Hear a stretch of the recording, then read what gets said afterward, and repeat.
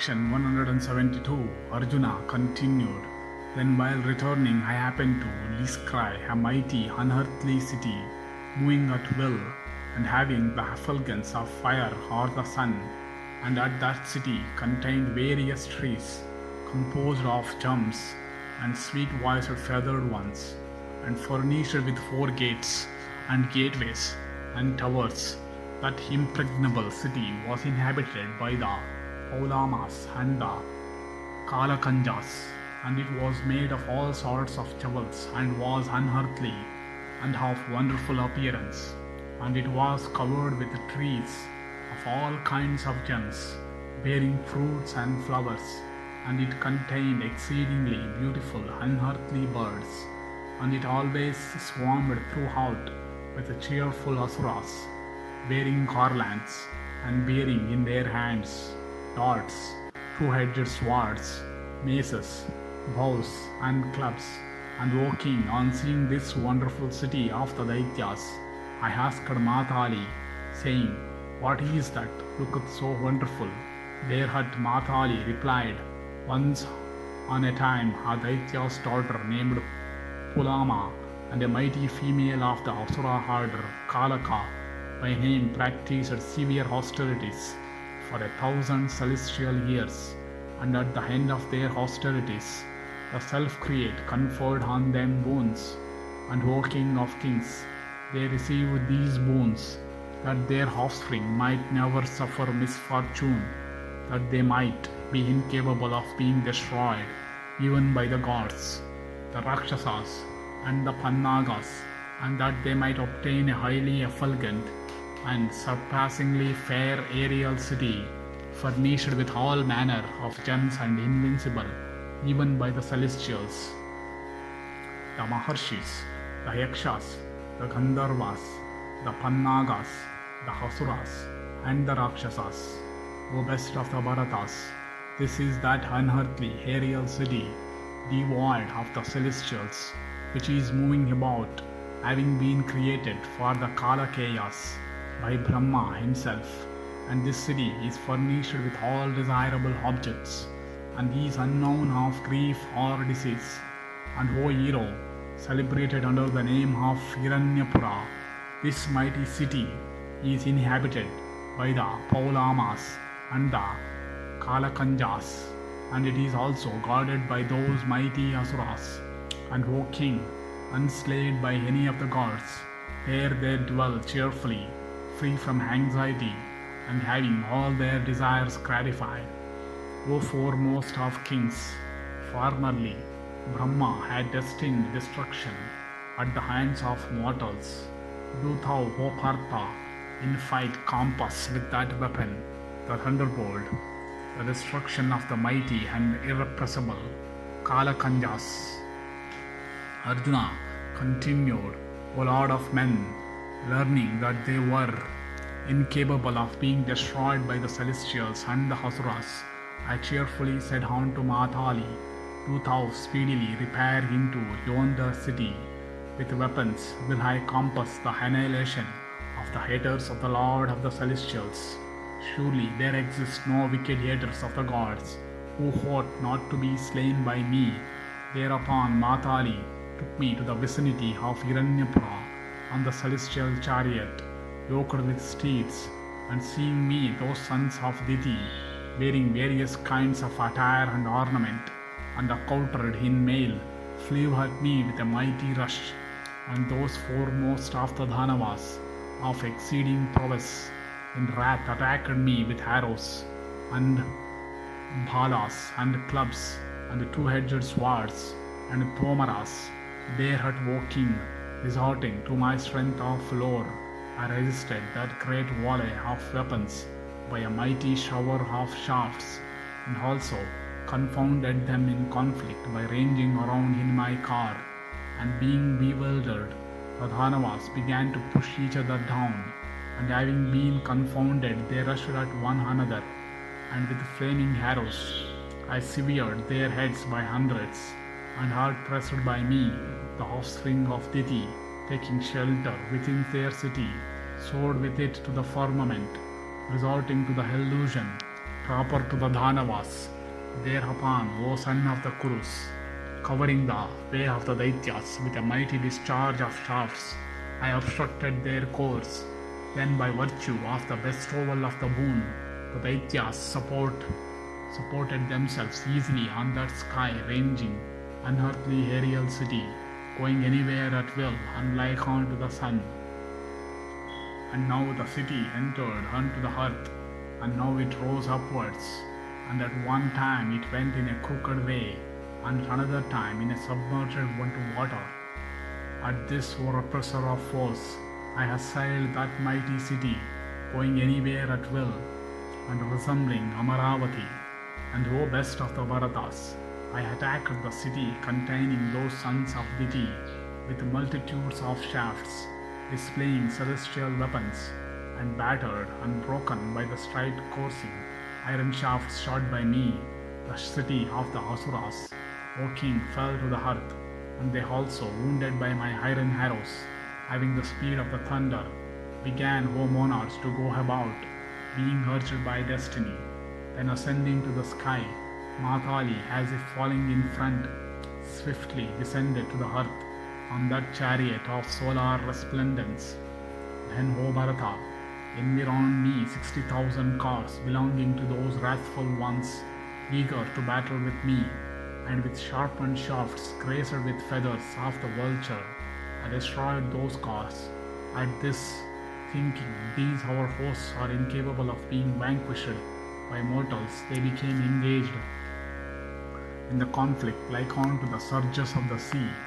Thereupon I gradually began to fix on the string unearthly weapons. At this, thousands of weapons shot by those wonderfully wearing charioteers, by degrees opposed by my unearthly arms. And in the field I saw hundreds and thousands of mighty demons ranging on their cars in various maneuvers, and being furnished with variegated mail and standards and diverse ornaments, they delighted my mind. And in the conflict I could not afflict them by showers of shafts, but they did not afflict me. And being afflicted by those innumerable ones, equipped in weapons and skilled in fight, I was pained in that mighty encounter, and a terrible fear seized me. Thereupon, collecting my energies in fight, I bowed down unto the god of gods, Rudra, and saying, "May welfare attend on all beings," I fixed that mighty weapon which celebrated under the name of Rudra is the destroyer of all foes. Then I beheld a male person, having 3 heads, 9 eyes, 3 faces, and 6 arms, and his hair was flaming like fire or the sun, and O slayer of foes, for his dress he had mighty serpents putting out their tongues, and saying, O best of the Bharatas, the dreadful and eternal Rudra, I being fear from fear, set it on the Gandiva, and bowing on to the 3-eyed Sarva of immeasurable energy, let go the weapon with the object of vanquishing those foremost of the Dhanavas. O Bharata, and O Lord of men, as soon as it had been hurled, there appeared on the scene by thousands forms of deer, and of lions, and of tigers, and of bears, and of buffaloes, and of serpents, and of kine, and of sarabas, and of elephants, and of apes in multitudes, and of bulls, and of boars, and of cats, and of dogs, and of spectres, and of all the Burundas, and of vultures, and of Garudas, of Chamaras, and of all the leopards, and of mountains, and of seas, and of celestials, and of sages, and of all the Gandharvas, and of ghosts with the Yakshas, and of the haters of the gods, Asuras, and of the Kuhyakas in the field, and of the Nairitas, and of elephant-mouthed sharks, and of owls, and of beings having the forms of fishes and horses, and of beings bearing swords and various other weapons, and of Rakshasas wielding maces and clubs, and on that weapon being hurled all the universe became filled with these, as well as many others wearing various shapes, and again wounded by beings of various sides, with pieces of flesh, fat bones, and marrow on their persons, some having 3 heads, some 4 tusks, and some 4 mouths, and some 4 arms. The Dhanavas met with the destruction, and then, O Bharata, in a moment I slew all of those Dhanavas with their swarms of arrows, composed of the quintessence of stone, flaming like fire or the sun, and possessed of the force of the thunderbolt. And seeing them hewn by the Gandiva and deprived of life, and thrown from the sky, I again bowed down to that god, the destroyer of Tripura, and seeing those adorned with unearthly ornaments, crushed by the weapon, the Rudra, the charioteer of the celestials, experienced the greatest delight, and having witnessed the accomplishment of that unbearable feat, incapable of being achieved by the celestials themselves, Matali, the charioteer of Sakra, paid homage unto me, and well pleased with the joint hands, said these words: The feat that hath been achieved by thee is incapable of being borne even by the gods. Nay, in battle, the Lord of the celestials himself cannot perform this deed. The sky-coursing, mighty city, incapable of being destroyed by the gods and the Asuras, as to thou, O hero, crushed by thy own prowess and by the energy of asceticism. And when that aerial city had been destroyed, and when the Dhanavas also had been slain, their wives uttering cries of distress, like unto Kurari birds with hair dishevelled, came out of the city,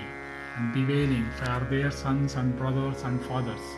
they fell on the ground, and cried with distressful accents,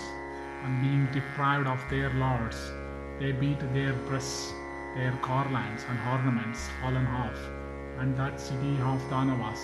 in appearance like unto the city of Gandharvas, filled with lamentations, and stricken with dole and distress, and bereft of grace, even like unto a lake deprived of its elephants, or like unto a forest deprived of trees, and deprived of its masters, who could no longer beautiful, but it vanished like a cloud-constructed city. And when I had accomplished the task, eftsoons from the field Matali took me of delighted spirits unto the abode of the Lord of the Celestials, and having slain those mighty Asuras, and destroyed Hiranyapura, and having also killed the Nivata-Kavachas, I came on to Indra, and O exceedingly resplendent one, as it had fallen out, Matali related in detail unto Devendra that entire achievement of mine, and with the Marutas hearing of the destruction of Hiranyapura, of the neutralization of the illusion, and of the slaughter of the highly powerful Nivata-Kavachas in fight, the prosperous thousand-eyed divine Purandara was well pleased and exclaimed, Well done, well done, and the king of the celestials, together with the celestials cheering me again and again, said these sweet words: By thee hath been achieved a feat incapable of being achieved by the gods and the Asuras, and O Partha, by slaying by my mighty enemies, thou hast paid the preceptor's fees, and O Dhananjaya, thus in battle shalt thou always remain calm, and discharge the weapons unerringly,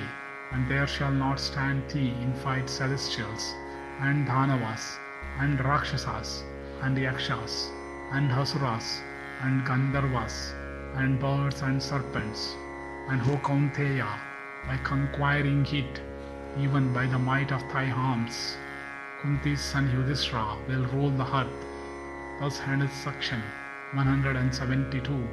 in the Nivata-Kavacha-yuddha Parva of the Vana Parva.